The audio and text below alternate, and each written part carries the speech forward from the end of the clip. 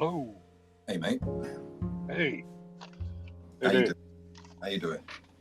I'm good. I'm good. I'm good. I'm good. Excellent. Excellent. I just finished Yeah. cooking. Just finished cooking, so that gave me a bit more of an opportunity to actually finish the dish that I'd started. What you making. haven't eaten?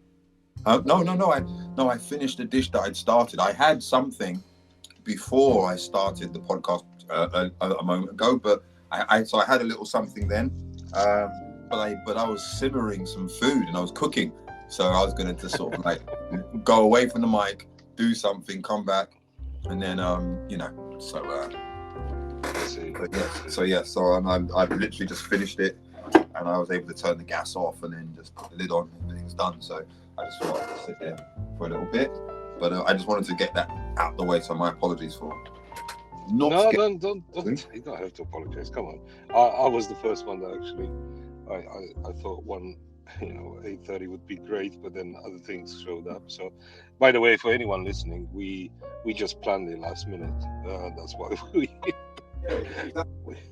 we had a little bit of a challenge. Last minute planning, mate. Last minute planning. Spontaneity, we like to call that in the industry. Spontaneity. There you go.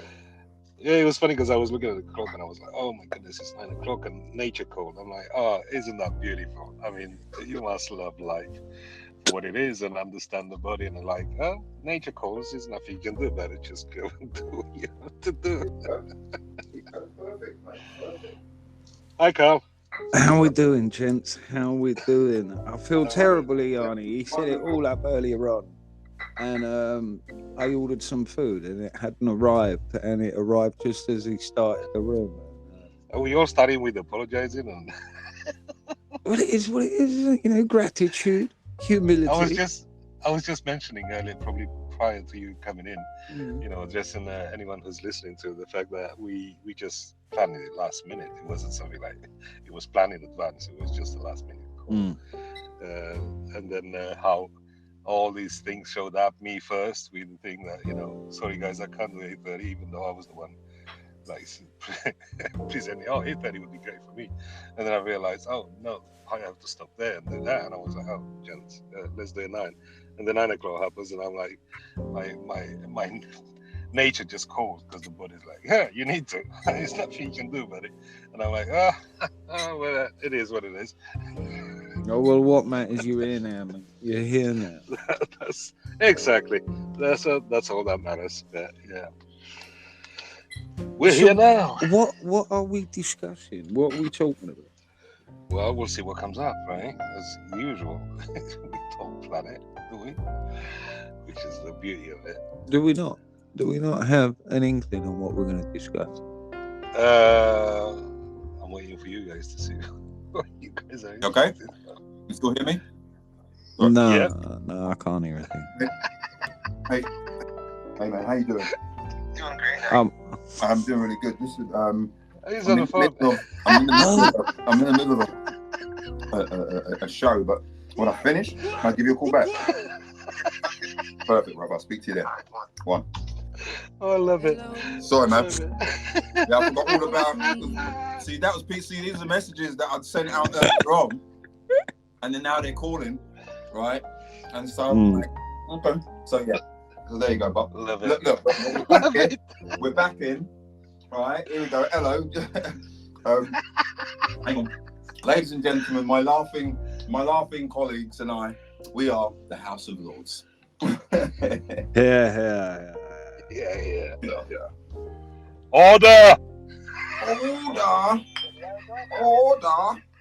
Oh, who's at the doorbell now? Hold on. Order! Oh, I love it. Life, hey? Yes, It's a indeed. beautiful, beautiful thing, right? This experience called life. I suppose we can talk about life and see what comes up with life and whatever we experience right now, isn't it? Carl? What do you think? What do you mean, isn't it, Karl? That's just the biggest setup ever. Well, did it work? Yeah. But it is a funny thing, isn't it? It is a funny thing, life. It is. For some people, it's horrific. Some people are unaware of how good they've got it.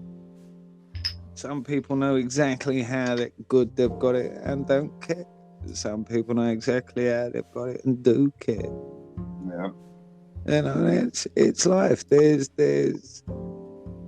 a complete spectrum of expression, isn't it? You know, if you take into account there's 365 personality types, each one of them in their intricacies, given their celestial location, geographical location, the aligning of the stars, brings about an unfathomable amount, really, isn't it? It's a massive number of potential. Right. But that's just the tip of the iceberg, anyway. Isn't it? Really? It is, mate. Yes, it is a tip of the iceberg, really. But that's quite interesting. The 365 different types corresponding to the days of the year. You know, and what's quite astonishing is that people who, and I've experienced it, people who are born on my birthday, or a day before, or a day after, some of the inherent cosmological aspects are the same. Like, the same. Like, affected by certain things, the same when you go deep into a conversation, you know, when you ask them questions, you know, experienced certain things the same, where you're like, wow, there's something in this. It's nuts. It is. So I experienced it last year, and it's incredible. It's incredible. Right. What do you mean by when you say the same? Sorry, Karl, go on. Go ahead. I'm sorry. No. Okay. There are certain human traits that, because you were born in that time, in that time of year, it feels as if humanity manifests the same, almost this. It manifests kind of like the same internal vibration. It's really hard to describe this. Personality types. But yeah, it's like on this particular day, this personality type is going to come. It's like everybody who's born on January 1st is going to have a certain personality type. Everybody who's born. You mean it's like a preset? It's like already engraved. Yeah, and so because I've seen it with somebody who's like 53, 4 years younger than me, right? But born the day before me. And some of the similarities in there, and gender don't come into it. It's literally where you landed. Like it's absolutely, when you hear them talk, you hear a conversation, the next thing you're like, wait a minute, that sounds familiar. That sounds like me. I'm telling you, it's something else. It's something else. It really is something else.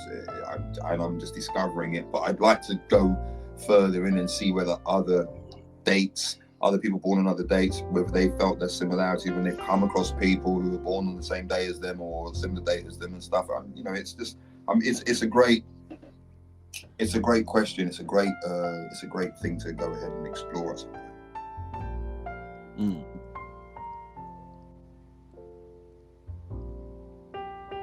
Yeah, it's interesting, right? The question is it really preset? Preset. I think, Karl, we had that similar discussion yesterday, wasn't it, on the training about the multiverse and all that, which was an interesting thing, right? Yeah, we did. I'm not going to apologize, but I'm gonna paint the image, right? I really did just gorge. It's the end of the week, and I treated myself, and I've really gorged. And I'm sat here rocking in my chair, you know, just trying to ease everything down. And my brain's somewhat in my stomach at the minute. Right, that's kind of where I'm at. I'm all discombobulated, wiggling about like a snake trying to digest its meal that was far too big. That's beautiful. Right, refresh my memory. Where are we? What? I was just mentioning how, you know, when we talk about preset and also the fact that we are discussing the other personality multiverse. Types. Yeah, multiverse and choice that comes into the play. So I don't know if you want to go into it a little bit and see where it gets us. And go into it and see where it gets us. Open up to the quantum field of fluid intelligence and let it just meander around this cosmic bowl of soup. Let it be. Well, yeah, as we kind of mentioned earlier on, and Iheanyi rightly said about the various personality types and how they seem to be imprinted, disregarding geographical location and stuff like that.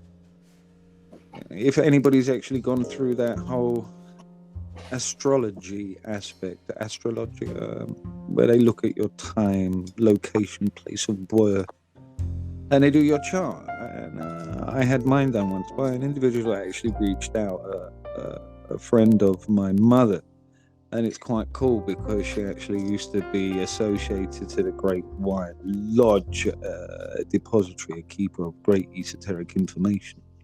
And it was ironic. I call her to this day. She's like the oracle in this instance. Just that absolute well of knowledge. And again, I'm just presented with, it all depends on how people are taking this information, how and what they're doing with this thing. And the person, creepy. well, you know, I kind of just creepy, pause. Sorry, I laughed. It sounded so creepy, that squeaking. It's all right. It's the chair. The chair. Open the door. Chair. Right. Sorry, I don't want to show you. Go on. And it is that personality type. You know, if you could imagine that we, you know, are bombarded all the time for our celestial energies, you know, from the stars, from the deep depths of our solar system, constant patterns of frequency. And then when you, given what part of the process, who's to know when this kind of cosmological fingerprint is placed upon you? You have particular personality types. I mean, I had mine done, and I was actually blown away. I was somewhat skeptical some years ago. And then again, this individual that I just happened to become kind of friends with, of the family, who was very aware of a lot of the literature I used to use, that this particular library of information had kind of published and released the information. So it was quite ironic that they reached out and, to do this chart, and they went through it, and they actually spoke to my mother and really kind of broke down time, date, location to the second, you know, to the minute type stuff. And it was really, really cool, humbling as well to see yourself in some form of cosmological order of things, that your personality type is kind of structured to undergo the hardships and troubles that we happen to go through, to bring about, if you've moved into that state of being, the playground of developing one's relationship with that what is, which is the I am that I am. Right. Yeah, and then obviously, if though I say obviously as if everybody knows, right? But it's so not the Good case. catch. Yeah. But as I was saying, it's if one's not privy to that evolutionary process, you know, they're still very much in that shell identity of their illusionary, protected, perspective, projected realities. Within that is their own filter, you know, where they're beginning to identify through all the particular personal nuances that they go through. The joys, the happiness, the not enough cuddles, the too many, whatever the case may be. That's the kind of world view, and not being able to develop, or not wanting or not having the interest to develop the higher comprehension, better quality questions, the why behind one's thinking, the why behind one's doing, you know, and the why behind one's words, etc. It's stoic in that sense.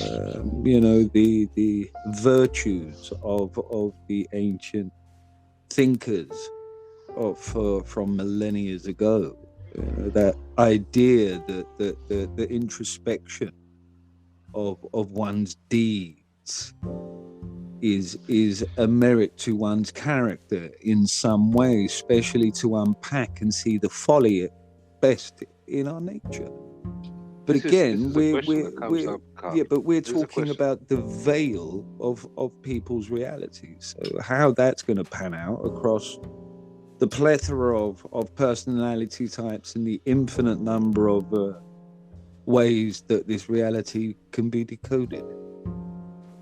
There's a question: why is introspection so important, especially in the shift that we're going right now? What would be your take on that?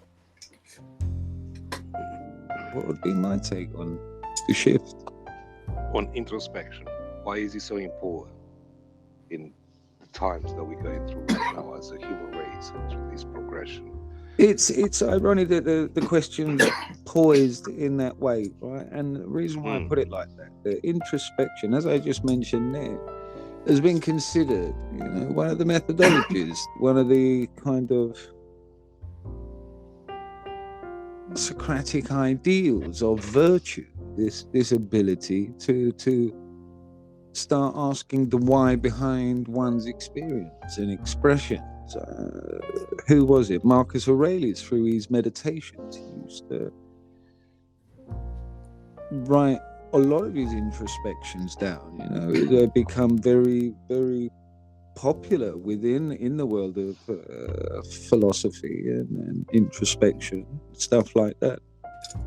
But it's a key, in this sense, to begin to unlock the quandary and the puzzles of whom we are. The moment you start to introspect on your being and then the experience that one's having, and if that introspection is kind of partnered with curiosity of the unknown, then the sky's the limit. That does bring about a higher comprehension within our bandwidth. It actually ignites and pushes the neuroplasticity of our thinking, which in turn, as both of you have heard me say before, fires up the synaptic and neurogenesis that can bring about hemispheric synchronization, start to move us into those higher frequencies of communication. Right. So you say, I was going to say, you say it's important. It's been esteemed and held aloft and coveted for millennia. So it's always been held as important. You mentioned, I don't know, it was last week, about the fact that you're going through the Plato's book, The Republic, right? And I was like, oh, interesting, something interesting to look at. So I started going into it myself. And I'm just at the beginning, and I'm like just blown away about the discussion between the Socrates and I can't remember the names. That's an interesting name. Some of them are a mouthful, I'm not going to lie. Yeah, I know, right? But the interaction and the way that Socrates poses the questions and the way the others are interacting with it, it's just such a wonderful play of words. But while it's a play of words, it's also a deep dive into this philosophical meaning of life. It's just, and also society. It was interesting when they discuss about justice and being just, and so the way that Socrates put it, like, so it's not to hurt your friends, but to hurt your enemies. And I was like, interesting. But if he's a good man, why would he hurt anyone, even the enemies? I mean, this play, and maybe my understanding of it is not as deep as it can be, as I'm looking forward to actually reading the second time. But it's a great book for anyone to dive into this world of philosophy, right? Yeah, I know Iheanyi tried to chime in a couple of times. He's mostly just kicked back and chilling. Yeah, I am. I'm kicked back and chilling, because I was about to turn around to the crowd and say, I was saying, ladies and gentlemen, is that this part, because I haven't really delved into that side of things yet, I sit quietly and allow them to speak. So please continue, gentlemen. I'm here. Thank you. Iheanyi, you were invited to join, not just. Oh, I'm here. Listen. I'm joining. I'm listening though, but I am enjoying, and I'm soaking in what you're saying, and I'm understand, and and that's it. I'm glad you guys are leading with that, because you guys are clearly reading that aspect. So it's nice for me to just listen. Well, that's cool and absolutely admirable. It's like the comment that you made only the other night about the gentleman in the room that sat there and could acknowledge his unknowing to particular information and gratitude of him being able to be exposed to that. So that's love and light right back at you on that one. You see how it goes full circle? It's amazing. But yeah, Marius, it is a quandary on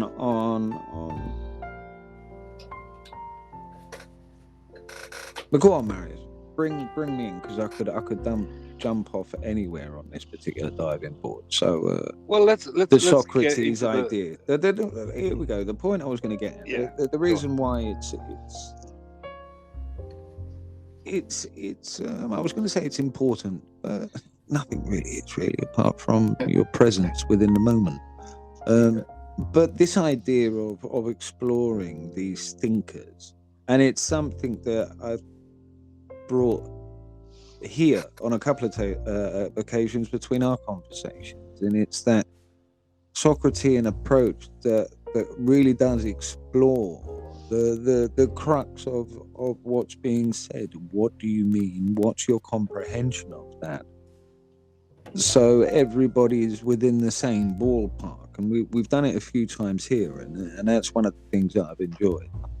And it is that, again, that kind of Socratean, conversations in some form of Greek amphitheater, drinking some far-flung wine or whatever it may be.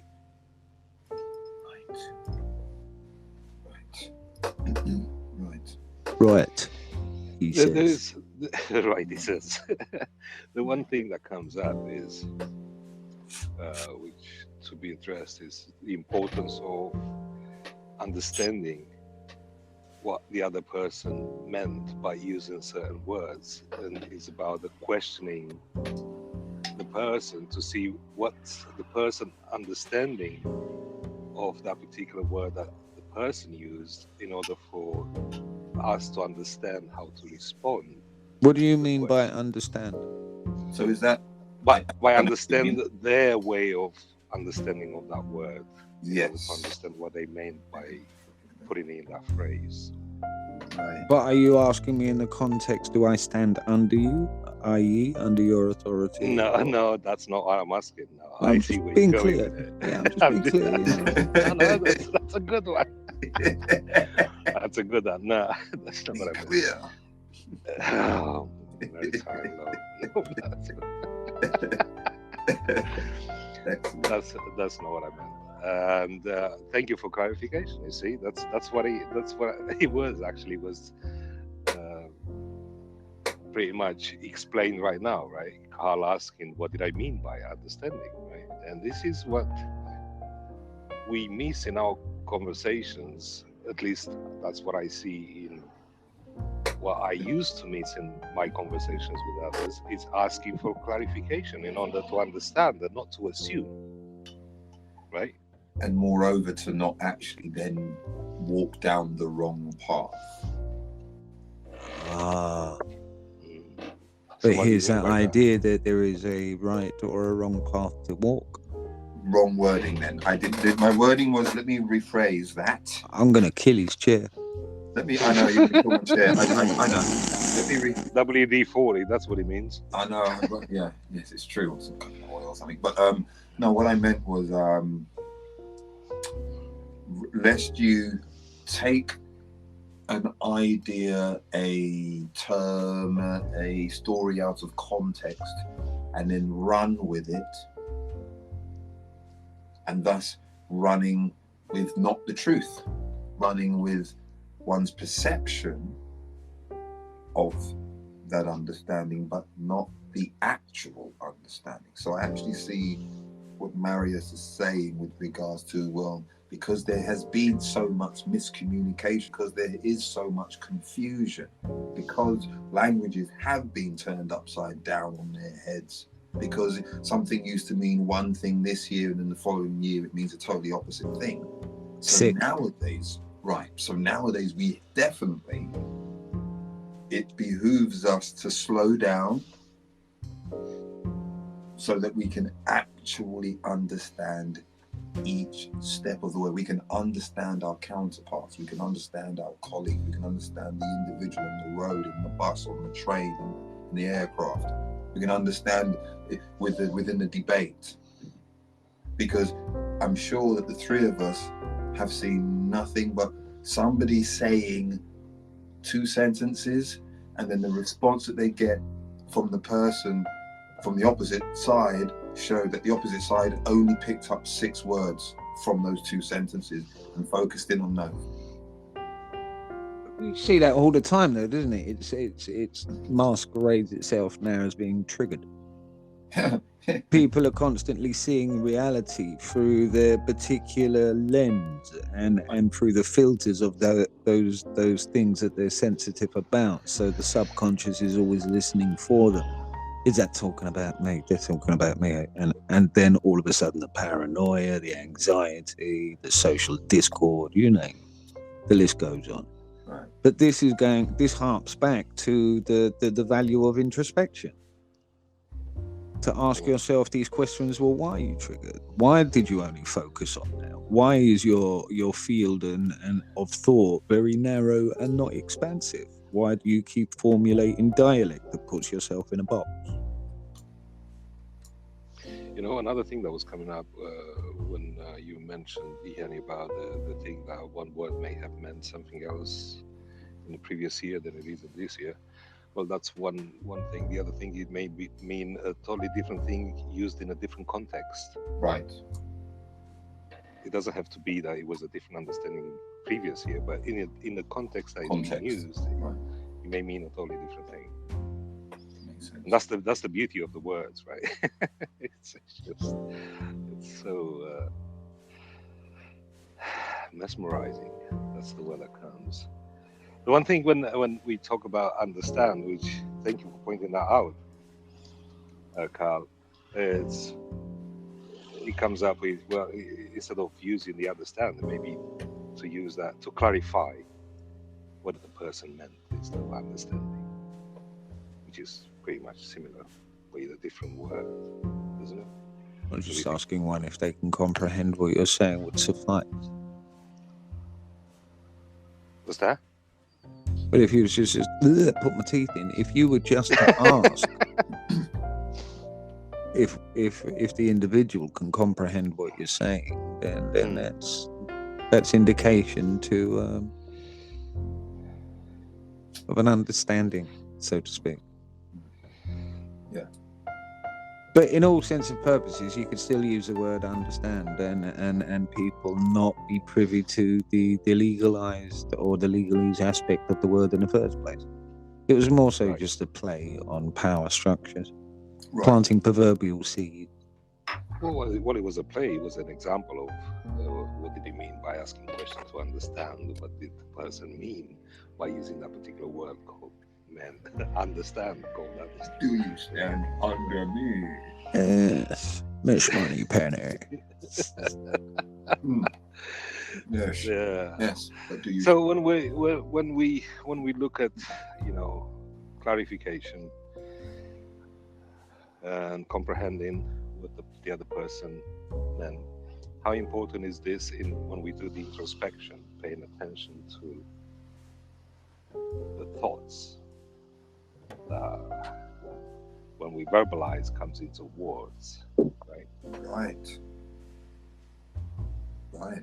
And if you don't have a clear, definitive knowledge, or should I say comprehension of every word that comes out of your mouth, then there's going to be a bit of an issue, right? It's going to be a little bit sort of unsupportive. Foundation be a bit airy, bit like a sponge instead of like a brick. Might look like it fills the space, but it's no such thing. And the universe will respond in kind, you know. That's just an observation. I don't know. I could be wrong, or I could be. You know what? Let's bring an example, if that's okay with you guys. Bring an example of what we're going through right now. Like if we take, I don't know why this comes up, but this is what comes up anyway. Like if we look at the conflict, Ukraine-Russia, and we look at the discussions that we have with others in regards to their comprehension of what really happens and what we comprehend what really happens, and how people can come with perspectives based on so little understanding, comprehension of what really is happening in that particular area. But there's a so quick to jump to conclusions without doing a dive into, if they are interested and if they want to actually have that discussion in understanding more of the history of the places, of the history of the world. There's so many layers to go through in order to actually really look at an event and get yourself into that neutral point and be able to look at both sides and come with your own perspective. Is that not because of the way in which the information is delivered? You see, it's delivered in a very structured, sensational way. And what I mean by that is this: it's not just a simple word of mouth. It's money spent, right, on broadcast technology, television journalism, makeup, lighting, you name it, channels, and then it's presented to the masses like that. And because it's presented like that, most of them won't question it. Why? Because they look up to that which is on television. They look up to it. No, don't forget, these are the ones that will scream if any sort of celebrities turns up in front of them, or at least mob them for an autograph. These are the same people that we're talking about when you come to really think about it, right? When you really, because we have to be honest here. Come on. I mean, the days of sugarcoating are done, I thought, right? So let's see. That response is because they get the news. That news is like an authority to them. Whatever is said is absorbed and it's not questioned. So how are they doing a deep dive? They're not doing a deep dive. They need to watch Coronation Street after the news or something like that. They want, Baywatch or something. There's no need. You see, because they accept what they're being given, and that's merely just a byproduct of the way in which they, of their lives. And it's not a byproduct I'm not saying that's a negative one or anything like that at all. I'm just saying that's a fact. Busy, going to work all of the time, raising the children, 2-3 jobs, more sometimes, or disinterested. You can cover quite a lot. Super successful. So when they're catching news, they haven't got time to deep dive. They're going to go to a trusted source because their life is structured, and that fits that structure, and it's an authority. So it means that they don't have to think about it, as long as they can trust it. Why? It's a trusted news source. There you go. Trusted news source. There you go. Done. Ooh, 3 words like that. Bang. Seeds are in. Off they go. At one point I was going to ask you who are they? Who are they, the ones that you mentioned? Who's them? Who's they? And what presented to me was the fact that they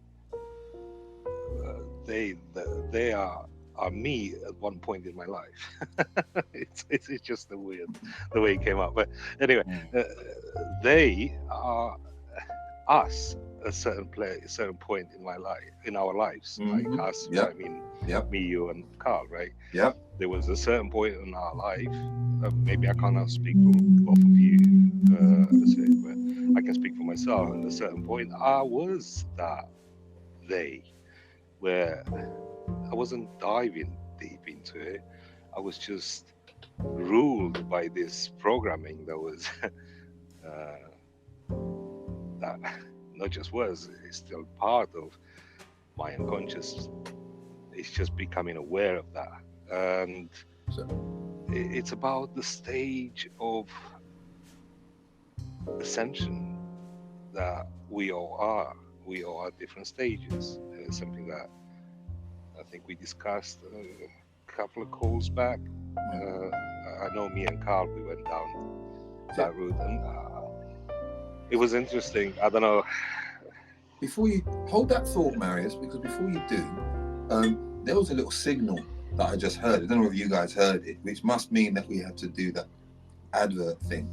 So if there's anything that you guys like to commercialize. Was that audible pitch? Yeah, did you hear that? The boom. I did, boom, yeah. boom. I didn't know what that was. Oh no, that was me. But I heard like a piercing pitch. It might have been the spirit world communicating with me, letting me know to pay attention to what I was thinking about at the time. Oh, fair enough. Well, I like that. Why are you laughing, Marius? That could all, for intents of purposes, could be a probability. So if we take this, I'm going to do a real quick thing and do this right now. Yes, do it. So yes, we're aware that in life and in current times, there's a lot of depression, a lot of suicide, and there's a lot of lonely people who think that they're ostracized and isolated from society. Well, you know, as luck would have it, there is a company, there is a group, there's a tour that's coming. I need you guys to look it up. It's the Broken Crayon Tour. Right? Go onto Instagram, go onto Facebook, and look up the Broken Crayon Tour. Broken crayons, still color. That is their slogan. These are amazing. I think it's people. brilliant. These are absolutely incredible people, amazing people who are taking their brilliance, they're taking their experience, they're taking their genius, and they're actually traveling one city at a time, schools, small theaters, and making a difference, changing people's lives, letting people know, right, that they can still color. Doesn't matter how broken they are. We've all had trauma in some way, shape, or form. And if we haven't recovered from it, right, or we have recovered from it and we may have felt broken, but no, there's still light within us. And if somebody's willing to show you where that light is, maybe it's time we took a look. So, you know, take a look online. It's the Broken Crayon Tour. That's the Broken Crayons. Look that up. Get involved, subscribe, see where they're coming to your city, and make contact. And should you need that one-on-one assistance, one of them will actually speak to you genuinely as they're making this tour happen. It kicks off on January the 6th next year. All right, so take a look. That's the Broken Crayon Tour, because broken crayons still color. Gentlemen. No, I have to endorse what you said. I've seen the adverts going around. I've had a good read, and I've shared a few posts about the tour. So yeah, I'm very aware of it. I think it's a fabulous idea. Yeah, it's incredible. And the slogan's brilliant. Isn't it just? The slogan's absolutely brilliant. Genius writer by the name of Ellie Duke. She everybody can look her up on like Apple Music or something like that. She is this absolute genius writer. She was literally signed to be the next Taylor Swift. I mean, that's the level that we're talking. Millions of hits on Spotify and God knows what else. You know, just an incredible writer. And so, like any topic, when you hear the precision and when you hear the care and the articulation, it's something else. Honestly, one of the best songwriters I've ever heard. Honestly, just she's right on there for her time. She's right there. It's incredible. Just wait. Yeah, it makes me happy thinking about what she can do and how she does it. It's incredible. And as for the man behind who's, funding it, Tommy Jackson. Woo! That guy came away from Jackson Wealth Management, which is Alabama's #1 wealth management firm currently. See his name, he built it from scratch. It's him up there. He walked away from that to go ahead and make a difference in as many people's lives as possible with this tour. He's got big plans for this tour, and he said, and he literally pulled away from this company that was giving him $7 million a year. He could have just not been there anymore, $7 million a year, no problem. He pulled away from it. So he can really focus all of his attention on this. That's an incredible man as well, an incredible genius too. Just a great spirit. If anybody ever gets a chance, and you know that at Clubhouse, you should go on there, check out some of his shows, because that's an incredibly inspirational individual. But back to the conversation, gentlemen. Well, I wanted to say thank you for bringing that to my awareness, as I wasn't aware, but I heard you speak about it last night, I think, on the Clubhouse about it. Thank you for bringing it to my awareness and to the listeners' awareness. And there are still good people in the world doing good things. Oh yeah. That's the beauty of it. Hope is the one thing that we have in this life. Hope, right? It's the last thing that we have, even in the last moment. We hope for another second to take another breath, right? You know what's interesting?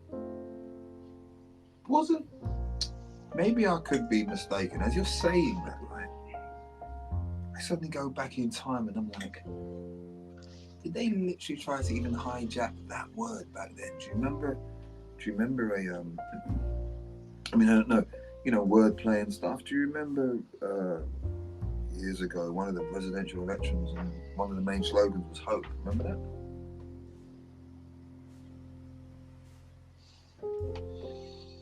Vaguely, I was talking with my mic off there, but vaguely. How did you have your mic off? Because I got a mixing desk with volume on it. I need to get myself a mixer. Okay. Good. That's funny. Yeah, no, that last podcast where we was just having a conversation, and it was, there was one point I went to the toilet. Do you know what I mean? So I can't be having that. I can't be having a conversation for 160, you know what I mean? and not be able to. Well, I have to apologize for the background noise as I'm outside, and sometimes there's some cars and bikes passing by. I'll go back in the car, so the noise will be cancelled. That wasn't so bad at all. But I am now locked to where I am. If I do go make a brew, I might have to a quick transfer onto the old headphones. I did notice as well, when I've transferred the link over onto the app, it signed me in as guest, so it won't come up on my profile. So you'll have to send it to me once it's done, so I can have a butcher's. Oh, okay. And do you know what? I want to take this opportunity. It doesn't show you actually as a guest in my screen. It shows you with your name. Yeah. Well, yeah, but it's not on my account. That's what I'm saying. Oh, I see. That's not going to save it to my account, is it? Well, the previous podcast wasn't saved to my account, but is there a way, Iheanyi, to actually link it to the account? How do you link it to what? Maybe save it. Save what? Save what? The previous podcast that we had to link it to the account.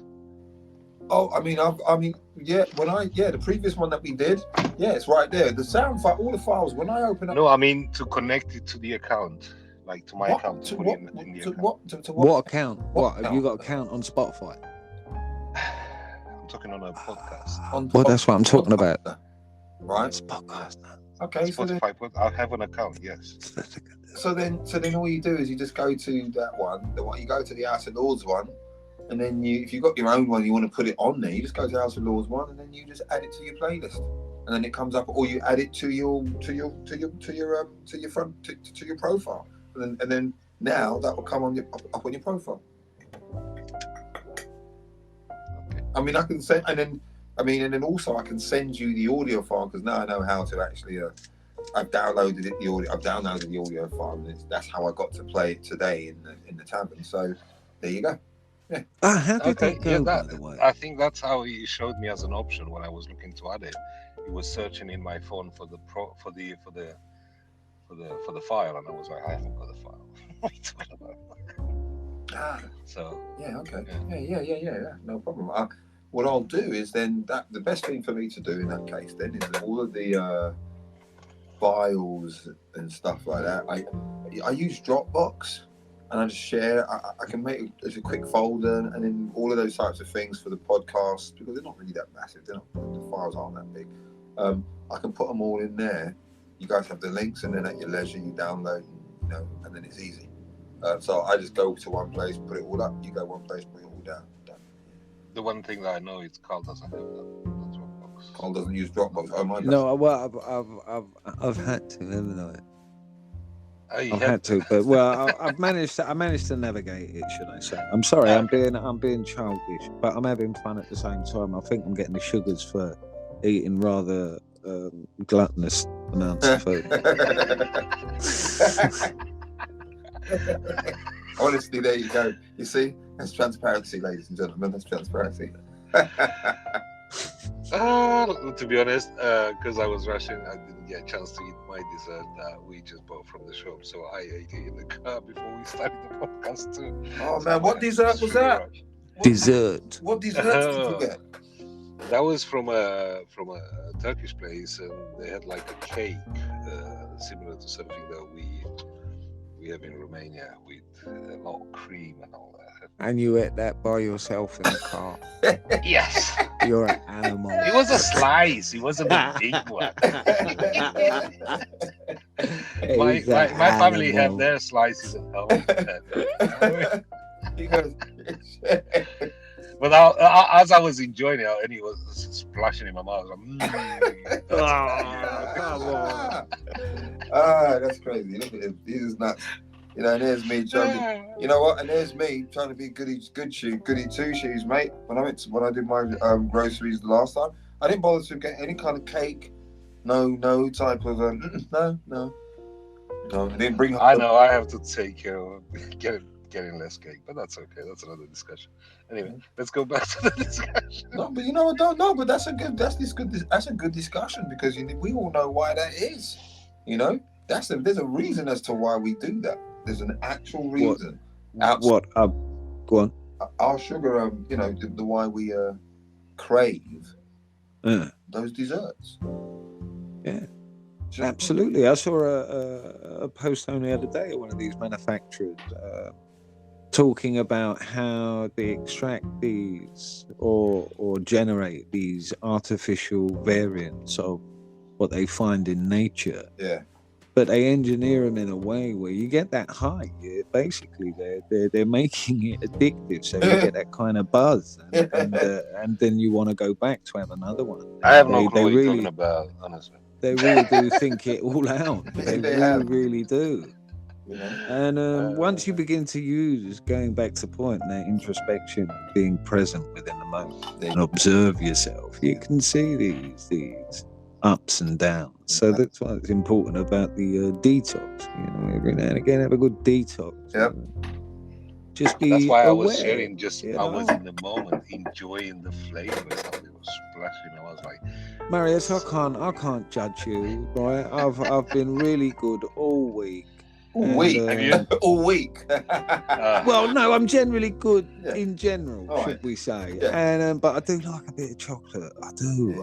And I know it's all bad, but there you go. Right, but this evening it's like I was with my sister and my brother-in-law. Still, it's the last night I'm going to be here. And my sister said, "You hungry?" I said, I could eat. Yeah, what you got in mind? And she said something. My brother-in-law said something. Then I said something. Then, like magic, innit? Here it is. Ding ding. There it is. Look. And I was gluttonous. I'm not going to lie. I just thought, well, I haven't for a while, right? And I was gluttonous. And when it came, I looked at it and I went, "That's just ridiculous." And I ate everything. Such a deadly scene, eh? Yeah, I ate everything.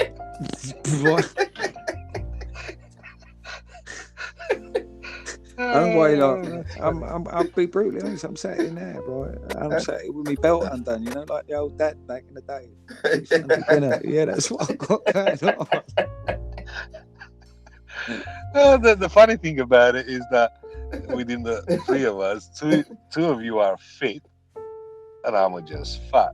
It's the different thing, the different F, which is an interesting thing. But yeah, we do No, this it is to what it treat is. ourselves. Maybe I'm See- treating myself too much. See, it is what it is. I was a great fan of Asterix and Obelix, Yeah. right? Because you did, you know. I mean, human beings come in their beautiful shapes and sizes, That's right. right? And I know many a big man that ain't all that, and I know little men that are monsters, Exactly. right? And vice versa. You know, that we come in all different shapes and sizes, and then it's what animates that being that gives it gentleness or its ferocity. Indeed. So, well, That was good, that one. That was brilliant. that was Yeah, I beautiful. love it. Yeah, I That was thought that beautiful. was Loved good it, as yeah. well. Yeah. Cheers. So what comes up, you know, as for the listeners, you know, Please comment, ladies and gentlemen, when you can comment on that one. it's very easy to start judging ourselves instead of being in the moment and appreciate where we are, and then from there we can shift and then make different choices, as I have the option of making different choices from now on and make the change that I'm looking for, right? So is everyone else, but that doesn't mean I have to be depressed about it or, you know, dive into that, or, you know, it's nothing I can do about it. There's a lot that we can do about it. It's just being in the right mind, making right choices, whatever right choices means for you, or whatever right choices mean for me, right? So is that viable then? Is the can that be something? You see, you know, as we have this conversation, as my brother Marius would say, what comes up for me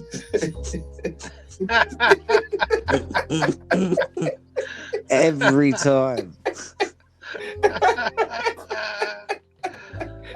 Yeah, right.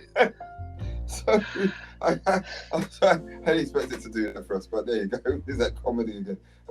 What's it? No, but what turns out, as you were saying that, I was like, but is that not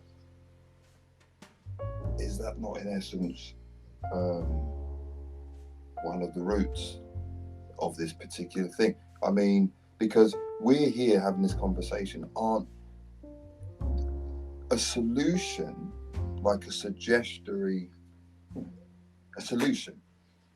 something that can actually be easily attained and worked with. Now, that is, you know, obviously everybody must know by now that practice makes perfect, right? Or that's the saying. Everybody? You mean everybody must know? Well, no, okay, everybody must not know. What I wanted to say was there is a Who the fuck saying, is Marcel? there is a saying that practice makes perfect. Now, what I come to understand from that saying is, if I am to go ahead and do a particular event, which is a sequence of actions, I will eventually remember those actions, and I will also be very accurate in my execution of those actions based upon the amount of time I have been repeating those actions. So when I think of it in those terms, right, you know, when you think of it in those terms, does that not then display an opportunity? Does that not display a mechanism that could be adopted? Because whilst we have this conversation, is there an example? Is there some homework that can be handed out? Let me just see if I follow what you're saying. Is there a process of repetition that leads to the mastery of an action? I would dare say that's self-evident. Right. You know, it's that age-old saying: the only difference between a master and his pupil is the master has failed more times than the pupil has tried. So any action repeated makes you more efficient at that action, no matter what it is. But following that which you're saying, what are we aligning that question to implement that process to what?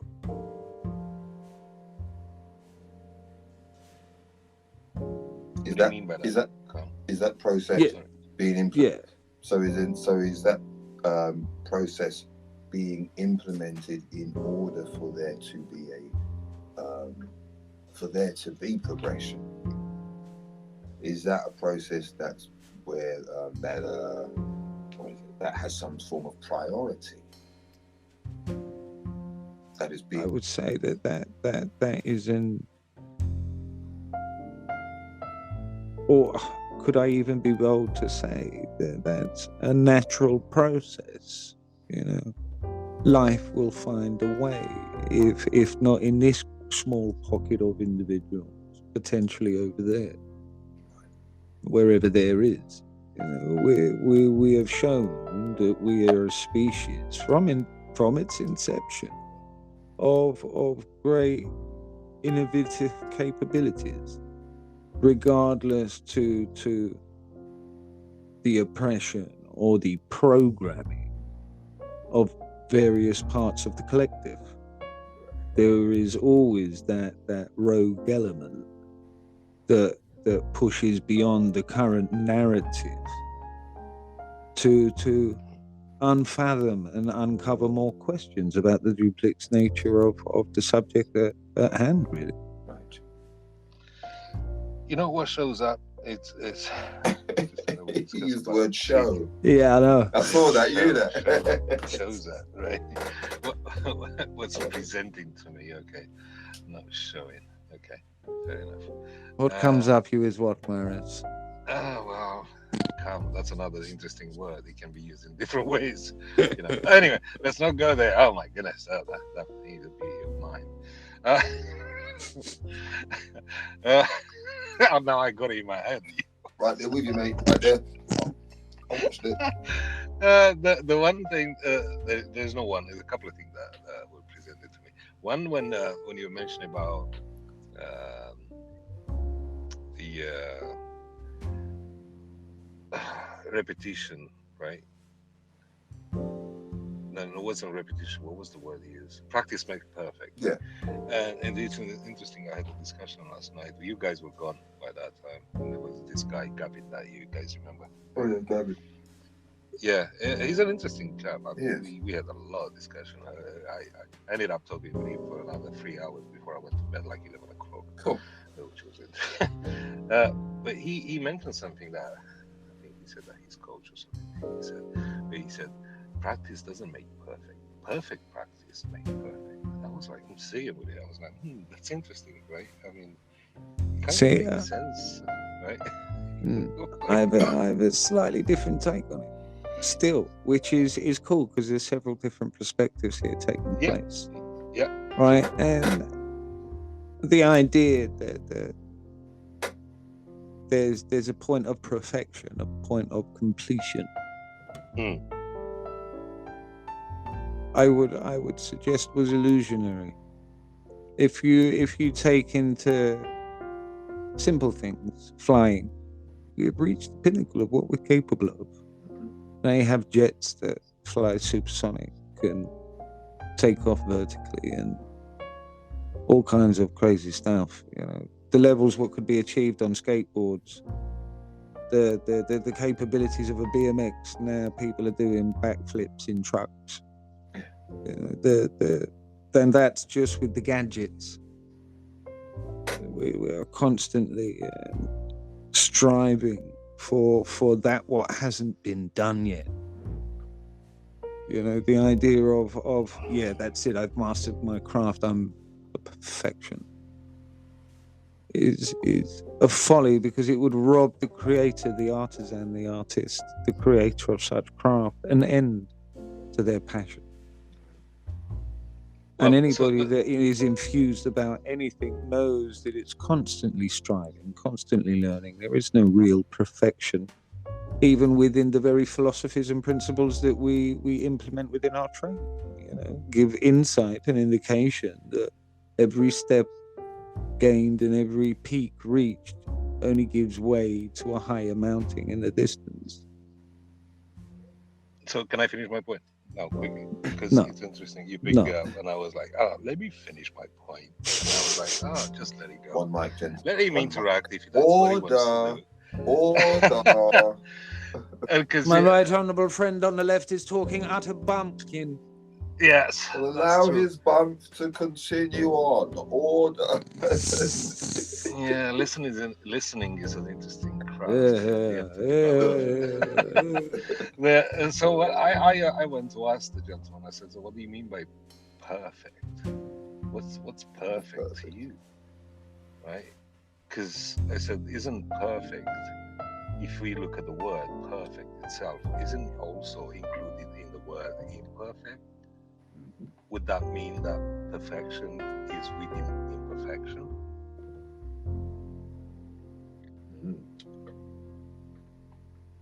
We strive to be perfect. Perfect of what? Right?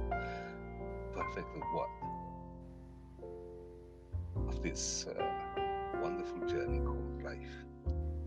Is there such thing as perfection, or the perfection is an imperfection itself in the process of developing ourselves, doing the introspection that we were talking earlier about it, right? It is an imperfection too. Yeah, it is. Doesn't make sense. And the other thing that was coming up in regards to treats, which was interesting, I was thinking about the treats. How treats can actually be a punishment in its own right, even though it can be perceived as a treat. Like when I ask myself, how can that be a treat when you're overweight? Is that a treat, or is that you punishing yourself to stay in that vibration? And that was the interesting question that was presented to me, and I wanted to share with you guys. It was interesting to look at it. There you go.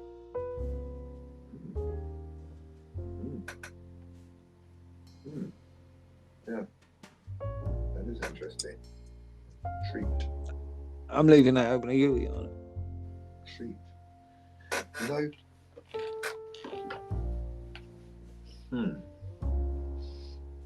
No. So clearly, when you look at the history of that, like if I look at my childhood, the UK, and when treats were first introduced, when the concept of a treat was first introduced to me as a small child, it was either being able to go to the corner store or the confectionery to get the small paper bag of a quarter of pineapple cubes or something like that. They had all kinds of candy back in the day. It was actually really good candy. I know that sounds silly, right? But you have to have tasted the candy to know what I mean, and compared sugar in the US to sugar in the UK. It's a completely different scenario. We use less in the UK. You may have been in the past. That may not be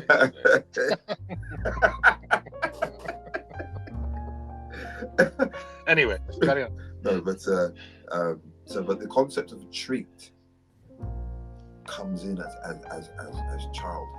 You hear it in school, in junior school, in the infant school and junior school. You hear that concept. Your mum and dad might have, you might tell you, "Oh, come on, we're going to go out for a treat," and then they'll get you ice cream or they'll get you something, So now there's a reinforcement, and then all of a sudden you'll be at a pantomime or something, because you're gradually getting on that. And as a real treat, we've got such and such. Woohoo! You know? So there always seems to be this idea that for us to be comfortable, for us to be okay with where we are, there had to be some type of a reward because we're doing something. So there'd be a reward at the pantomime, or there's a reward at the concert, and because the reward is the encore, that's the treat. It was a real treat. They came out again. You know, the makes me think of the rare, very rare moment. Was it Radiohead? I wasn't at the concert, but I heard about this thing, and to me it just blew me away. Where they, what's it, the lead singer, the lead guy, and then one other dude came out. So this is the concept. We just come to see Radiohead, right? And the lead dude and the guitarist come out, and they do an entire set, like an entire concert set, right? Just them, acoustic, whole thing. Now the crowd's into it, the whole thing. When they finish, crazy standing ovation, because obviously it was intimate. It was deep, right? Those two go off, concert. Everyone thinks concert's done. Everyone's like, encore, encore, encore. We went encore, encore. The encore was the entire band comes back on and does the entire concert again. No way, nice. Yeah, I heard that. I was like, woo, it gave me goosebumps when I heard that. I'm like, that's what I'm talking about. You know? Yeah, that's an encore. Isn't it just? It is. Yeah. Something did prop up though. Pop up. Listening to old Marius there. It's infectious. Right? But Marius, right? Tell me to shut up. And I don't know if this is the place I'm present. Oh, is that what you meant? You're a great influence, Marius. You're a great influence. I'm going to ask anyway. Well, when you were explaining about the cake, right? The last thing that you said was, or did I eat it because I hate myself? Right? And I couldn't help but think of something I heard ages ago. You know? I eat because I'm depressed.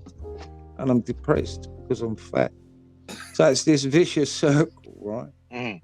And is there a sense of guilt within yourself? Is there an element of guilt? I don't know.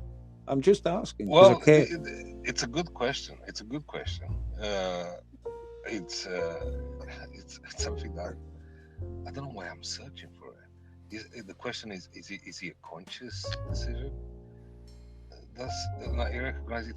That's not a conscious decision. It's unconscious. There is something that it's definitely had an impact, and I have to look within.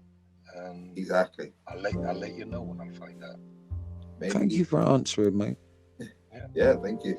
That was very. Because it is something that is for everyone listening. Right? When we recognize that there is something that we may think it isn't, just because we're not conscious about it, we're not aware about it. But there's always a cause and effect. There is a reason why. Right? Right. And we can only find out by doing introspection. We were talking about earlier, looking within, finding out, and maybe we don't even have to find out. That's another thing, right? Maybe we just have to make that decision of, okay, what would be the obvious choice? Obvious, that's another interesting word, but what would be the choice that will change that? Am I prepared to take that step, or am I not? If I'm not prepared, why not?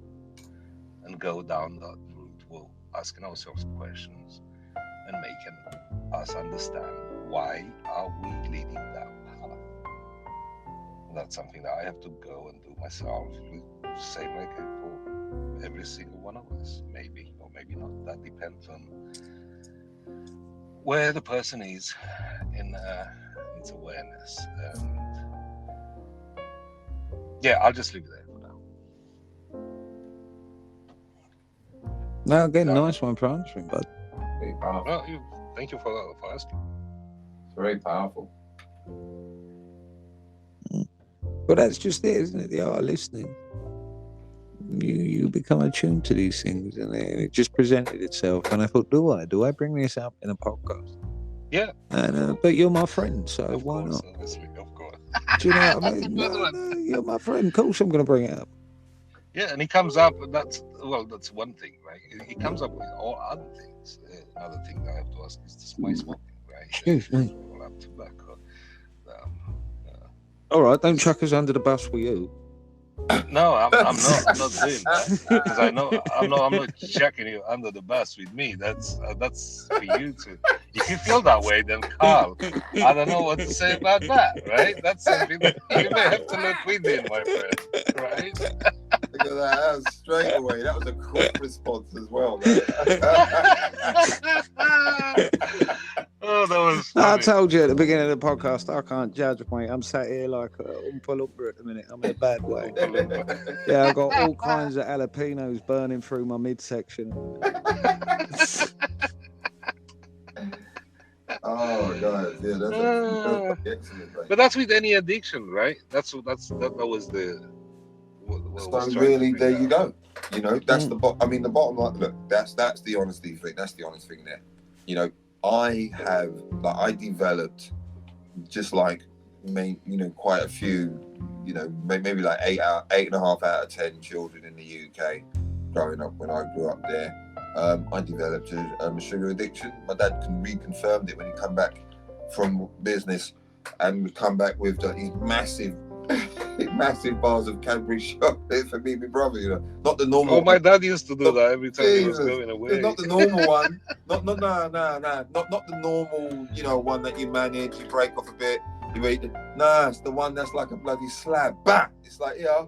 And it's, you know, it didn't matter which one it was. Whether it was the old Jamaican, the Bourbon, the Bourbonville, the nut, the raisin, it was just Cadbury. That was it. My dad just always brought Cadbury. Every now and then Galaxy, but the biggest bars that they did, so you just had to, here are son, both me and my brother, oh, thanks, both stash it away in the bedroom. Oh my gosh, nuts. Yeah, so I developed a sugar thing.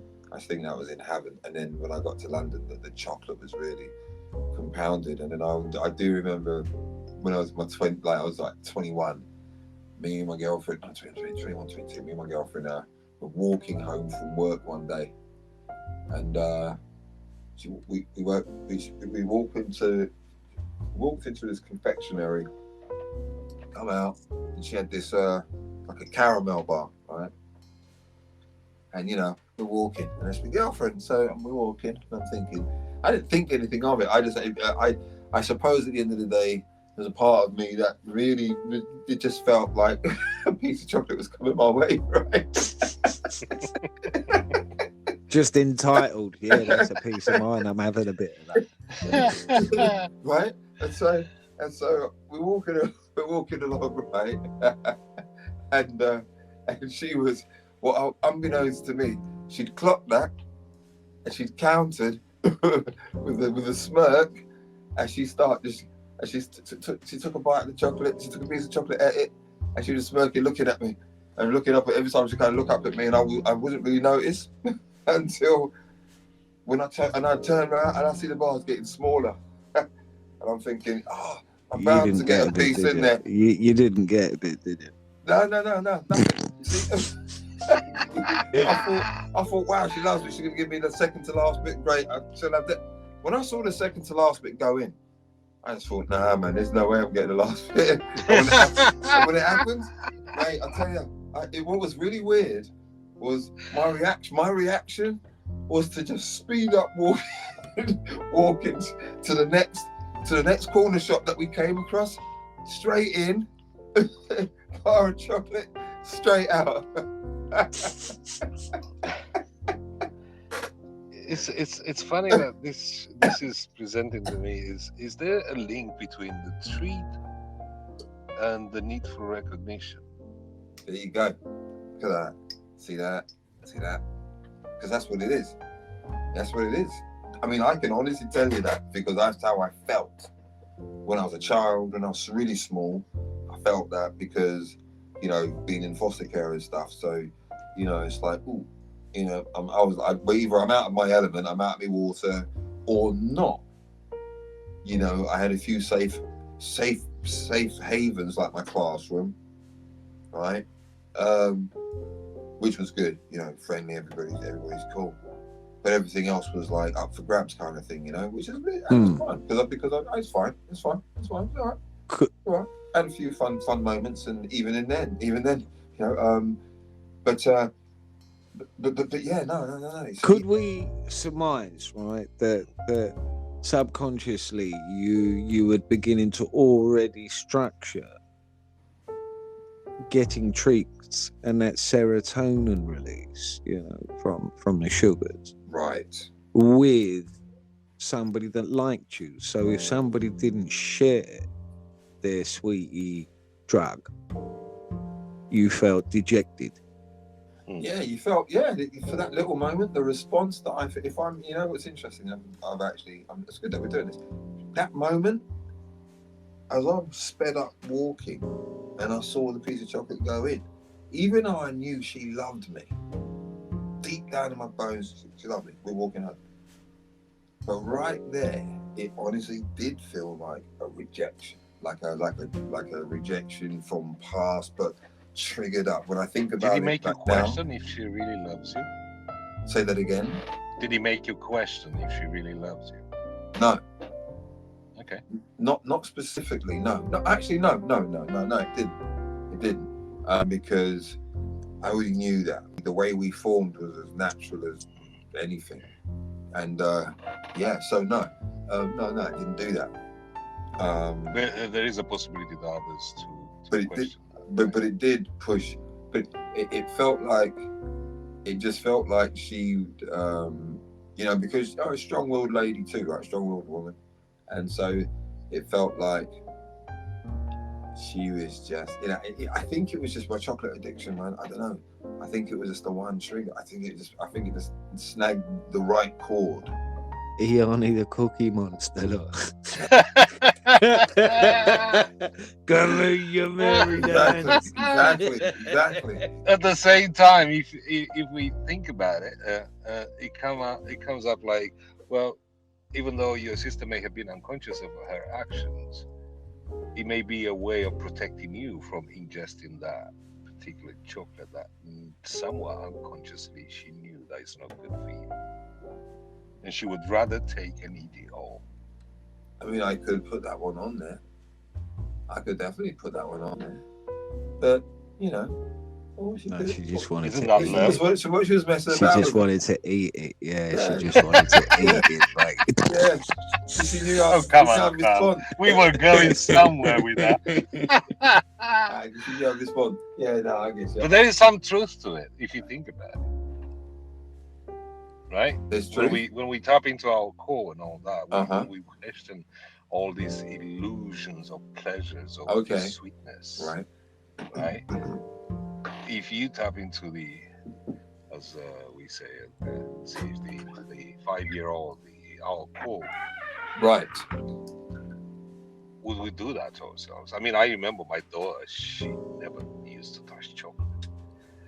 Growing up, honestly, it was interesting to observe. If there's anyone at fault here introducing her to chocolate, I would say it's me and my missus keep buying those Kinder eggs. And she would say no. For a long time, she would not touch.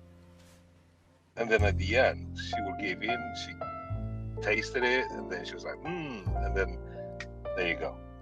That's how we give it to our children, and we get them addicted to it. Without realizing what we're doing. Yeah. And I recognize myself for being unconscious of doing such a thing. If my daughter was saying no, why was I actually pushing it? That's how unconscious I was at the time. Obviously, it's just ridiculous, but not at the same time. Right? You know, but you maybe at that moment you guys were in a bit of a sugar high, right? You wanted to share the love. Well, use the programming that to show your love to your children. Yeah, share the love. Is to put all these sweets in them. Like, that's how you share love. Yeah. Giving them sweets. Yeah. But that's not true, actually. But it's a quick fix. And the intention is real. The intention is definitely real. Yeah. I know my dad, when he picked up those things, he was like, these are for my boys. I'm not giving my boys them small little chocolate bar that they can get every day. No, I'm coming back from business. Let me give them the real chocolate bar. Here you go, boys. You know, there was a pride about it. You know, he knew he was going to get the response. Oh, thanks, Dad. Do you know what I mean? That was good for him. You know, he hadn't seen his children. Do you know what I mean? Absolutely, wholeheartedly. What do they call it? The the road to hell is paved with great intentions. Right. But we all fall folly to that. But here's that kind of biblical kind of iconography. It's forgive them, Father, for they know not what they do. Right. But at what stage then do we become accountable, knowing that the beastie feast that I just had, knowing full well it's no good for me, you know, the actions that I do, the habits that I undertake, I know they're not good for me. You know, those sugars and coffees, you know, we know they're not good, but yet we do it. And then also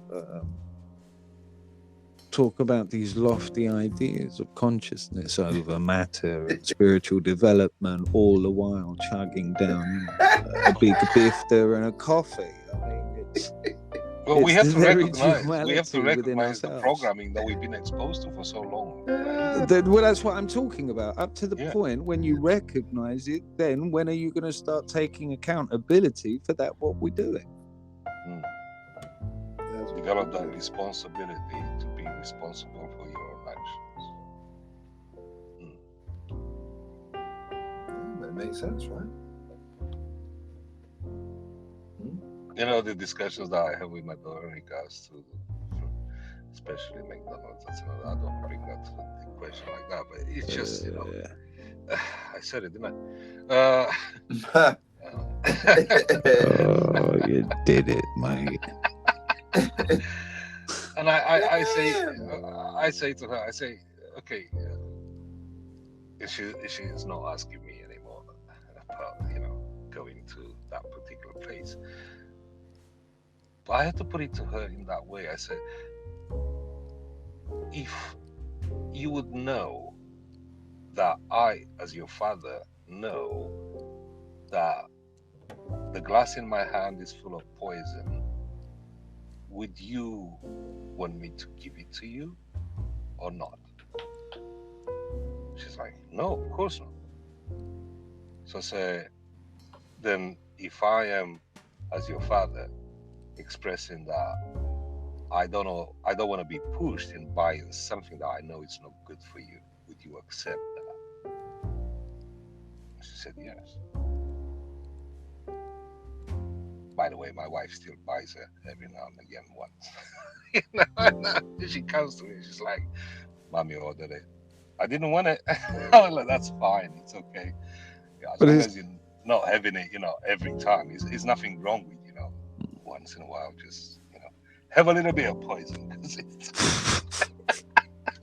I suppose this is the point I'm getting at, though. You know, when we take that accountability to a much broader field of vision, the world as it is at the minute, you know, with all its messed up stuff that's going on. In a sense, you know, at what point are we going to accept that we kind of voted for this in one way, you know, by our purchasing power? There you go. We knew that the toxic chemicals are in the deodorants, but we didn't care. And McDonald's was an example. There are many others out there. Yeah, the advert looked good. You know, we knew that drink that says sugar-free, that is sweet as shit, isn't natural. But we buy into the illusion because it's easy. We know half of the produce that we're buying. You know, we listen to the adverts on TV about the importance of fluoride, but every parent I know of has read the instructions on a packet of toothpaste. And knows that even if you swallow a pea-sized bit, you know, you should get in touch with their poison helpline. True. And it says that. But we still do it, don't we? People still go buy it. They know the McDonald's and the Coca-Cola is basically killing off the natural resources and starving villages of water because it takes 3 liters of water to make 1 liter of Coke. And it's cancer in a bottle, some say, you know, to excuse slander and shit. Some say. Maybe more than cancer. But and people know this, but they still buy it because it's convenient. We as a species in one guise or another have become the shepherd, the sheepdog, and the sheep. That's interesting. Do you get my drift? That's interesting. Yeah. It's being patient with the process of going through it, because it's not a quick fix. I don't know. People are quick to try to become the sheepdog and start barking at people that are asking those questions, you know. No, my kids don't have that because we've been like that for it's just a little treat, isn't it? And it goes on, and it goes on, and it goes on, and it goes on, and then people just like, oh yeah, they'll learn at their own age. But by this point, they've had 6 years on Black Ops since they were 7. Do you know what I mean? Got 3 accounts on GTA, you know. Him and his sister, who's 9. And McDonald's is the way forward, and the fruit of choice is Coke or Dr. Pepper. You know, that's the order of the day. And people will go, well, I don't know why Stephen's got ADHD. He just never calms down. Or you give him chocolate for breakfast. McDonald's at 6 months old. Yeah, that's it. You know, I got his hearing done, so I gave him a McDonald's. Donna, he's 3 months old. Yeah, but I chewed it first. You know. Oh, that's a good one. I sterilized it in my own mouth. Yeah. We know what we're doing, but we play ignorant to it because it's convenient. You know, just to bring it right back to reality, you know. You know, when I first moved over to the States, and I was in Los Angeles, and one day I was in this store called Ralph's, right? It was a supermarket, and I go in, and I remember going about my business. I was fresh in the States, right? So I'm going about my business, get my stuff.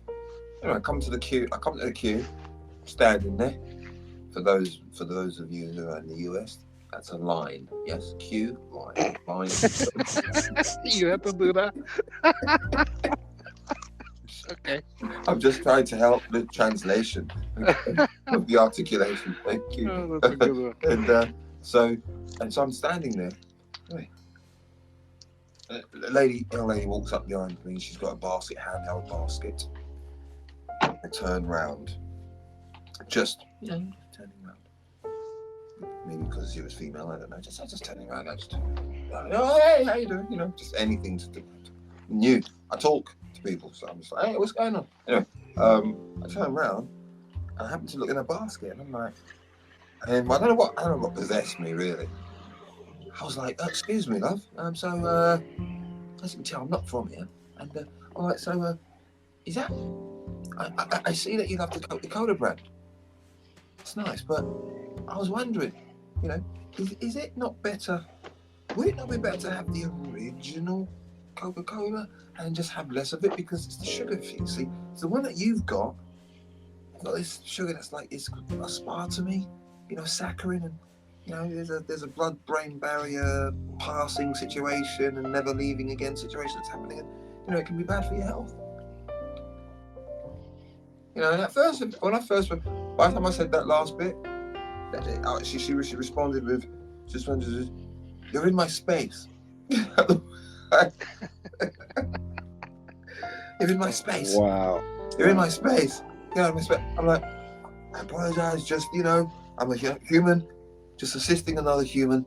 I'm sorry. You know, I turn back around. I'm in front of you. There you go. Would you like to go ahead of me? No, you can't. So I didn't do that. Thanks for nothing, love. You know, but what was interesting was that she had clung. The point was she'd clung to the Diet Coca-Cola, the tin of Spam, and whatever else was in there, right? Which and there was a part of me that felt bad. I felt empathetic towards her. I felt as if, you know, even if you didn't have a lot of money, which I've been there, I would still get like maybe one, you know, like a vegetable, something like a couple of vegetables, and that would be, you know, maybe if I could get also pilchards or something like that, you know, and at least do something like that, right? And then not even worry about the sodas. But I realised the addiction to those sugars is interesting, right? There's normal sugar you can get addicted to, right? Because it's a crystalline form of you know, cane or sugar beets, right? Sugar cane or sugar beet, right? But the artificial sugars, I mean, they're designed to mimic sugar. And sugar's designed to get you addicted. So now you've got this thing that's mimicking sugar that it can get, and it can addict you. And it's not the thing real. is, you know what comes up? Sorry to interrupt you. Yeah. It's cool. the fact that when we talk about sugar, because we take sugar from fruits. If you think about it naturally, right? We take sugar from fruits, right? Fructose. But the thing is, when we take it out of these natural fruits and make it in a artificial form, right? Extracted from it, it's separated from any other substances that are in the fruit or in whatever we extract it from, right? Meaning it's not going to be as beneficial to the body because it's just a concentration of one particular aspect of the fruit. So yeah, right? It's a much more intake at a time than when you eat the apple itself. See, so because it's concentrated, right? Right. It's the concentration of it, and it's the same. Like I was quite a few months ago, I was watching about how someone was talking about these shakes, how they're not healthy at all, because through the shake you break down the fruits to that paste, where when you ingest it. Wait, what are you talking about? These protein. Hold on a second. Not a protein shake. Smoothie. I'm talking about the fruit shake, the smoothie. Oh, all right. Yeah, when you take them in, because it's so little for the stomach to digest them, it's like a shock. Yeah. Of the intake of sugar or whatever it is in that smoothie, which is not actually good for the body. But smoothies are everywhere nowadays. Even for diet and all that, it's smoothie. And no understanding the impact of it. Actually, if you want to go into anything, natural fruits are the best option than to do smoothies. Yes, it's true, because you disassociate those elements from the way. I mean, look, okay, let's just do it. You see, I love this because it gives us an opportunity to clarify in a way that's accessible. So, for example, the fruit was not designed to be smoothied. When you consume the fruit was literally designed to be a situation of, as it falls from the tree, you're picking it up, or you know when it's ripe. What is the process of ingestion? What comes up? Because when you start chewing it, it's sending a message to the stomach to produce to produce. But if you don't, then you just ingest it, and the stomach ain't ready for it. You see that? It's like, so it's basically, it's like saying, right, it's like, all right, lads, look, see, we're gonna go in, right? Yeah, and I think I've got tickets and stuff, so we're gonna go. So the smoothie are the lads going in, right? And they literally come to the door and they bum rush the entire place and they're in. Whereas on the other side, you've got the fruit.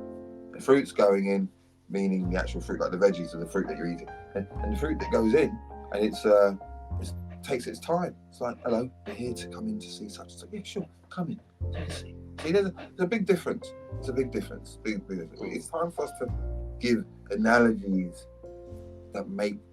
I mean, that might not have been a good one, but we can give analogies that make sense, that bring people into the presence of understanding that. Stop blending down your fruit and hypering yourselves up with sugar crashes, even because it's natural sugar. Yes, let's not do that. Just eat a bit of fruit if you have to. That's it. Yeah, become aware of the way that the body is designed. Yes. To function. It's something that I came across. This is something that I'm looking at. Like, interesting. When we talk about connecting to our body, it's understanding our body. So first is how it's been designed, why it's been designed this way, and what's the process of taking care of that body. So we've been designed to chew for a reason. Otherwise, we would just take the whole fruit, just push it down our throat, and that's it.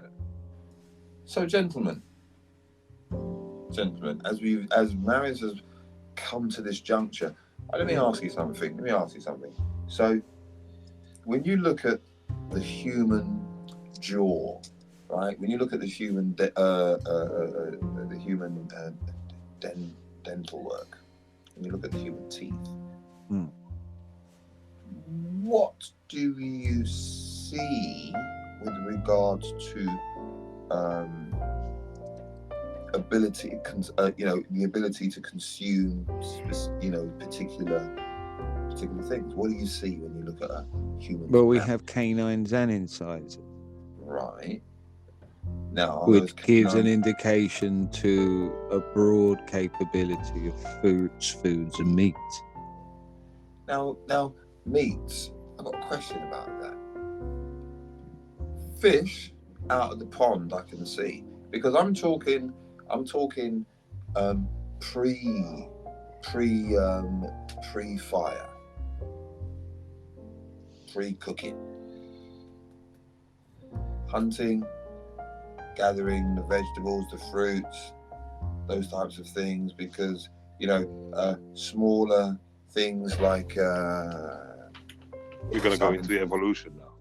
No, not at all. No. At all. No. Okay. No. Just focusing on the dentition. Just focusing on the dental work there. All right. Pre-fire. Right. Pre-fire. So you want to explore? I kind of get what you're saying. Are we referring to not uncooked meat? Are we referring to We're referring to the day. If we would hunt, if we'd been hunting something, we'd been picking up meat. It would have been, would it have been something that we'd have put on the fire back then? I'm talking, what really was our mouth designed for? So before cooking, before heat on meat, what could we manage? We're not tigers that can just go bite into the hind of of an antelope or a giraffe or something like that, right? We don't have that skill set. We don't have the strength in our jaws to tear little bits of, you know what I mean? Here's the thing though. A lot of the great apes, although predominantly show kind of herbivore diet, fruit, berries, leafy greens, etc. They are occasionally prone to having a bit of meat. Right. And if you buy into kind of some of the story that I know that you're aware of, that extra bit of funky DNA, they also ate meat. Right. Yeah. It's true. Yes, they are. Yeah, you're right. So that would explain why we do it. That's funny. It's funny how not many people know this. Well, the thing is, good point, sir. Well done. I what? Go ahead, Marius. Go on, Marius. I was holding because he said hold on, so it was. No, I said well done. Oh, sorry, my English. What can I say? The point that comes up is, if a baby, when he's born, is being raised of eating uncooked meat, wouldn't that baby would eat uncooked meat? when he's an adult? No, there's some meats that human beings can't digest that makes us very, very ill. That means they're not going to eat it.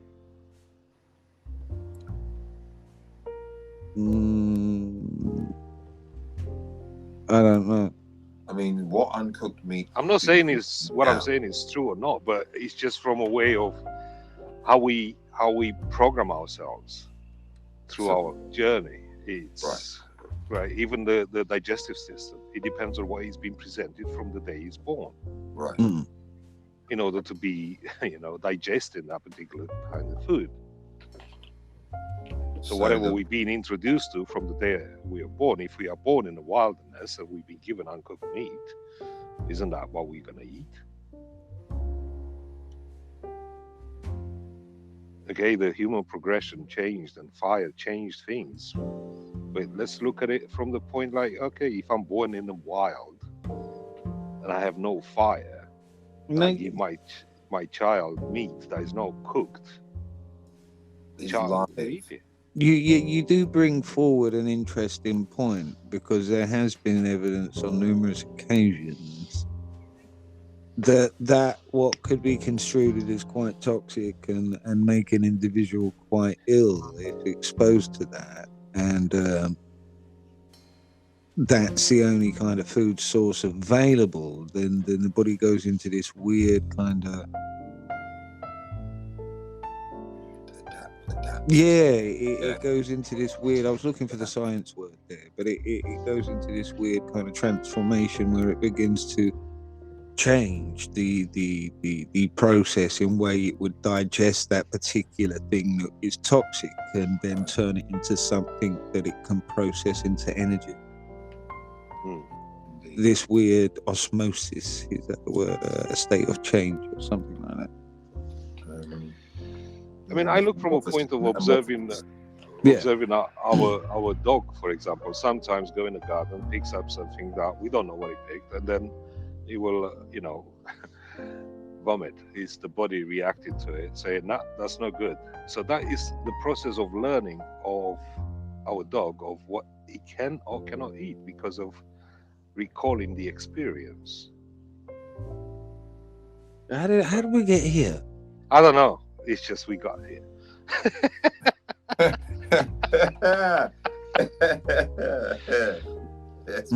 It is interesting, right? Isn't it to say that the same as a human body? If we're born in a wilderness and we start to explore. Well, no. See, I'd go one step further. Then, if we were actually going to go down to this environment, Let's do that. Yeah, then it can go well beyond that. It can actually transcend all current laws of comprehension.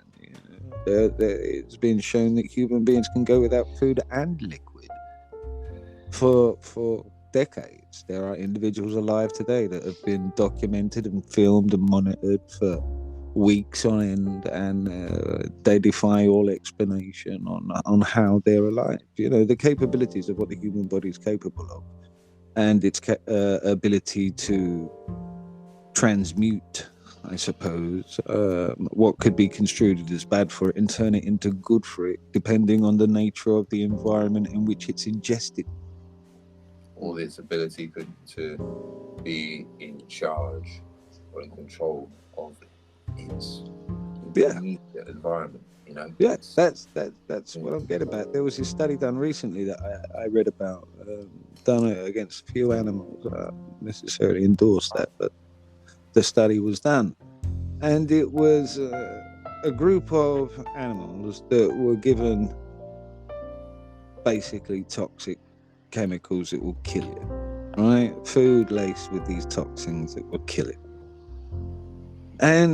but they fed these animals in an environment of extreme compassion, extreme love and cuddles and nurture, just like that water experiment. I hate you, I love you, freeze it and see what the outcome is. And it actually showed, because of the environment, the energetic environment which was being processed while digesting this substance, the body went through this weird alchemical process where it actually started to turn these toxins, what were very bad, into just regular food sources that it processed so it could function as a normal living being because of the environment in which it was being digested. One of love, compassion, gratitude, caring. Yes, there's a book that I have. It's an audio book, so I don't actually have it. I have access to it in my library. But there's an audio book entitled, once I can actually get to the library, and I'll remember the title. Not Fingerprints. Is it Fingerprints of the Gods, or is it? No, it's not Fingerprints of the Gods. It is, one moment. Dissolving Illusions. Yes, there's a reason as to why I was actually explaining that to you.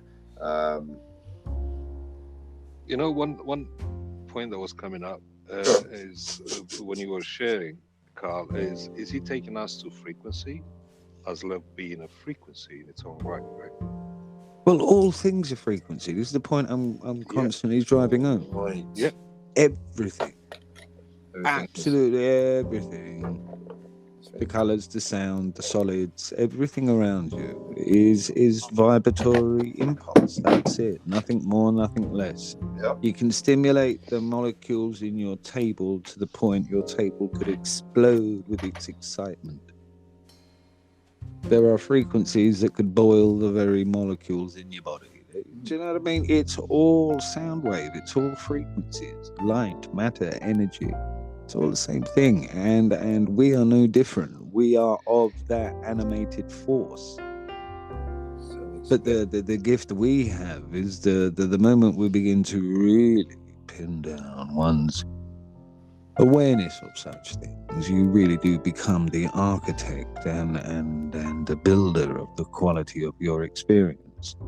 To the point where you could even surmise a film that was out some time ago with Morgan Freeman, and I can't remember the actress's name. I think it was called Lucy. Yeah, I remember that one. Where she develops, where they're able to develop and switch on all of that pre-dormant DNA. Yes. And we begin to bend the very fabrics of what is possible, because it's the mind, like the scene in the Matrix. Don't try to bend the spoon, that's impossible. But think of it more of like it is not the spoon that bends, but you. But it's true, that's what's going on. It's the perception of focus of your lens. You know what I mean? The pinpoints, the decoding and the construction of that, what you're experiencing. So he takes us to the perception of the individual. He perceives you as a bad thing. You will focus into being bad and bring in that kind of frequency that will. Ding ding ding ding ding ding ding ding ding.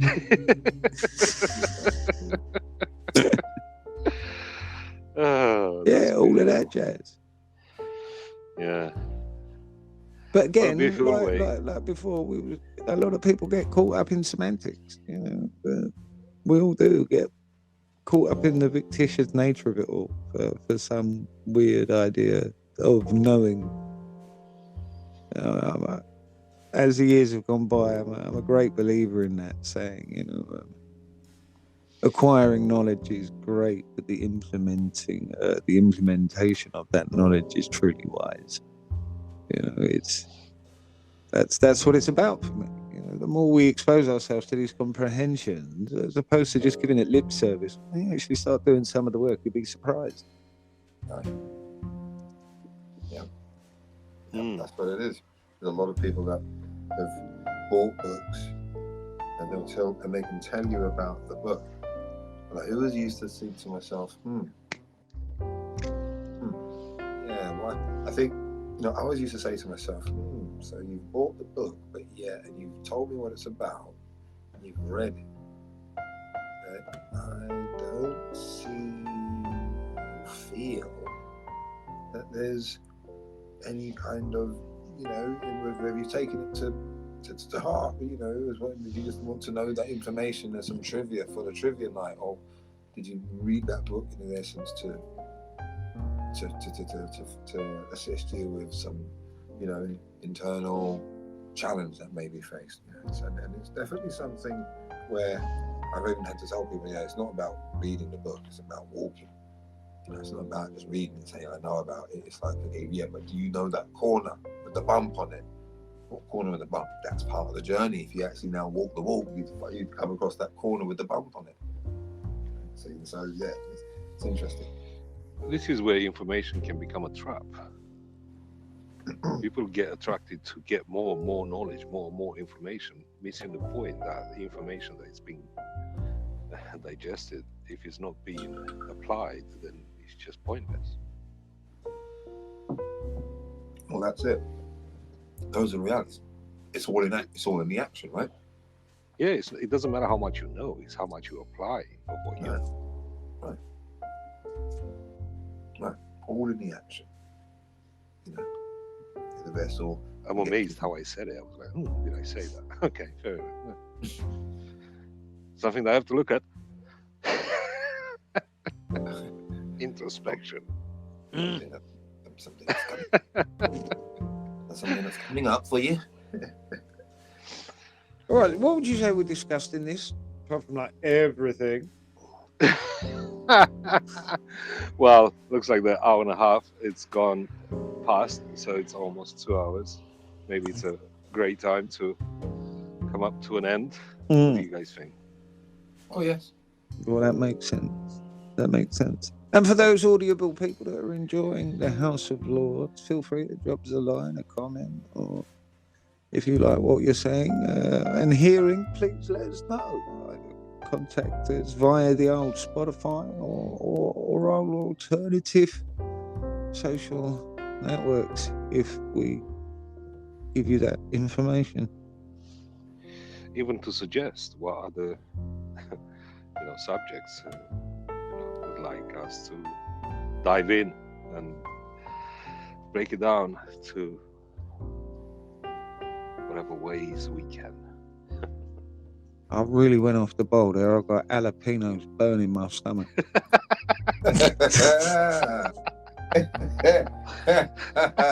I'm getting all uncomfortable in my chair. That sounds good. That's classic. That's classic, mate. That's classic, man. You see, it's all of that timing there. But we didn't actually answer that question. So what was it? How can we narrow down what we focused on today? What was the penultimate question? Who are you? Who are you? Who are you? That was it, wasn't it? No, I'm just kidding. I nearly did this whole spiel with gumbo and pickles and all sorts there. I really did. But go on. Go on, Iheanyi. No, I just threw that in because I was just being stupid. No, we're still trying to ascertain what the penultimate question was, and was that on who are we? Is that what we was exploring and ended up on the processing power of the human gut?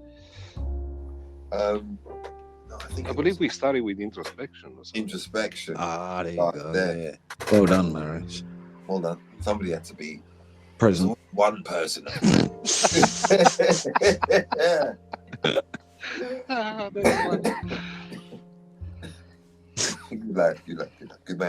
Good man. So, introspection is where we began. It is. Yeah. The understanding of that, the understanding of the inward journey, the inward observations, the inward thoughts, the inward. Be the change you want to be in the world. You want to see in the world. Sorry, be the change you want to see in the world. That's what the introspection gets us to, right? Okay. We need to do. I think we have to come up with something else for that one because so many people say that and we get it, but maybe we can coin something fresh. In fact, listeners, if you come up with something new, little coin, coin a new phrase. How about it? Huh? What? Something new to the phrase, be the change that you wish to see. Yeah, something more. More than be the something change. More. More. That's more. It. Does it have to be more than this? Does he have to be more? What? I want it to Something move my more. soul, Marius. Why not? Why not? That's what I would like. I would like it to move my soul. I want to see it on paper and go, who wrote that? They are amazing. That's more. That's more. That's more. Much more. So, because we have that capacity. I mean, look, at the end of the day, humanity does have that capacity to go there. There's no two ways about it. There's no ceiling. Right? There is no ceiling. We cannot maintain a limited view on ourselves based upon a few people that have suppressed us for as many years as they could. Yeah. So, I mean... Well, despite the fact that they may be perceived as there is a ceiling, there's also a door that will open to lead us to another door. There's also a golf buggy and some sand dunes and a paraglider. Or just a simple shift in perception from the very seat of your armchair. See that? Yeah, so that, you know what that sounds like? When your jalapenos are You giving you heard the it, see, uncomfortability. Iheanyi, that's the professional in you. You heard it, it was perfect, but just shut it down.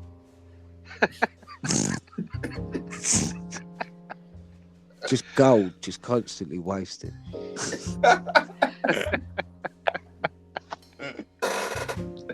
Oh, that chair is beautiful. Right, get this one closed up. Thank you, ladies and gentlemen, on behalf of these fabulous souls up here with me. It's always a pleasure, and especially from your recent feedback. Those that have had a listen to the first, what was it, 0.5 or whatever it may be. Right, I'm glad you enjoyed that.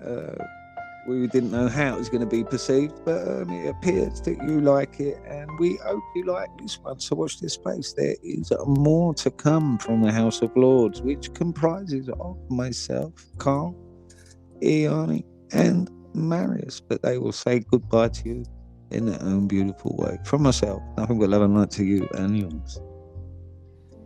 What Karl said. Isn't that in keeping with the whole donut story just earlier on, right? Well, no, but there's no judgment there at all.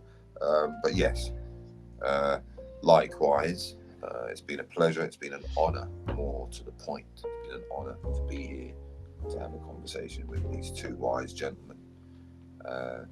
It's a honor to be a member of the House of Lords. So. We'll see you again. Well, you don't count yourself in? Pardon? Having the honor with these two wise gentlemen? No. Having been part of the journey of these three wise gentlemen. Oh, there you go. Well then, good. Okay, focusing. Nice. I like that. Go ahead. Yeah. Cool. We're the three wise men. And it's Christmas. Oh, you had to do that. Oh, that was beautiful. That was perfect. All right, Iheanyi, I'm not doing it again. You know what's got to happen now, don't you? Yeah. Well, you all see, the best to you. But hang on, lads. Look, we are literally like what, 2? Yeah, we're like less than 2 minutes away. We might as well just make it a nice rounded thing. We're less than 2 minutes. We're literally less than 1.5 minutes. You want to make it perfect? Is that what you say? Less than 1.5 minutes. Yeah, because I can see the time here, right? And I'm like, well, we might as well. Well, I'm looking at 1:56, so that's 4 minutes. Well, nah. I'm looking at 1:18, mate. Me too. I don't know what he's looking at. Yeah, I don't know what you're talking about. See, you know what it is? It's because we're early on. Remember the other one where he's like, well, I'm like, well, we're running. And he goes, yeah, no, we're all talking about it's a test. We're not about running. And there you go. Look what happens. I'm looking at the screen on here. Spotify for podcasts, right? Recording 1 hour, 57 minutes, 24 seconds. Oh, I don't know. Where do you get that from? Obviously, I just told you my screen, Marius.